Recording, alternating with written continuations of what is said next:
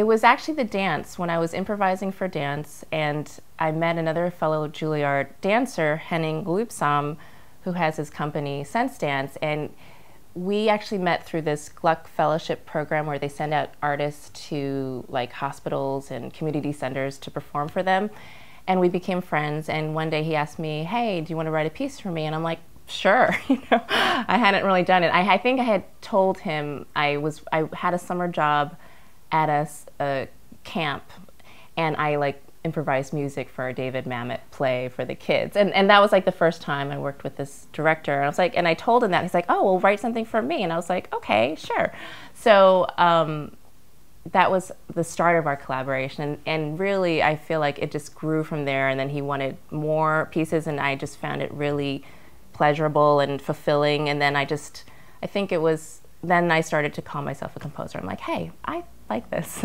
And that's when I started discovering other composers, living composers, because I wasn't aware of that many living composers, and let alone women composers. I had no idea there were other women composers. I think Joan Tower was maybe one of the first women composers that I came across, living women composers. And then that just got me interested in just learning about more composers, like living ones.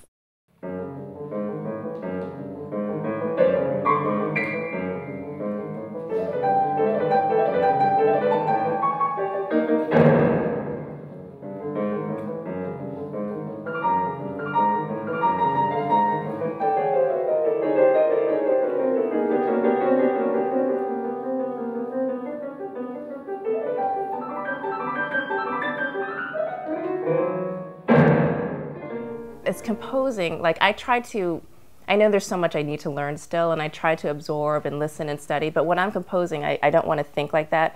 I think it's helpful like to go back into that childlike state if you can, or just to be freer. So like hopefully everything that you've retained and learned is in there, but you're not worried about it or self-conscious about it, that it can come out that way. And so I think that I try to apply that to when I work, that I'm not judging. I mean, of course you're analyzing and you're fixed, but not in that really adult frame of thinking where it can be too critical or too self-conscious, or because of whatever baggage you might have. So I just found that really helpful, like, because when you're a child, you can just be free and, creative, and you're not worried about what people are going to think, and you're not worried about what camp it's going to be in, or so.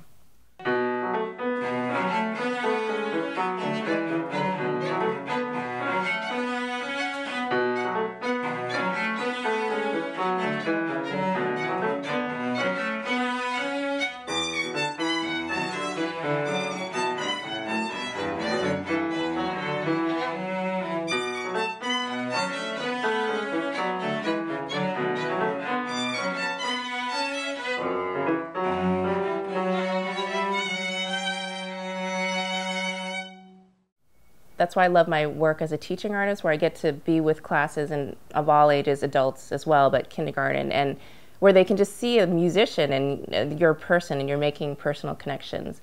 And actually now, at Juilliard, they have the academy where they train conservatory musicians to go out in the schools.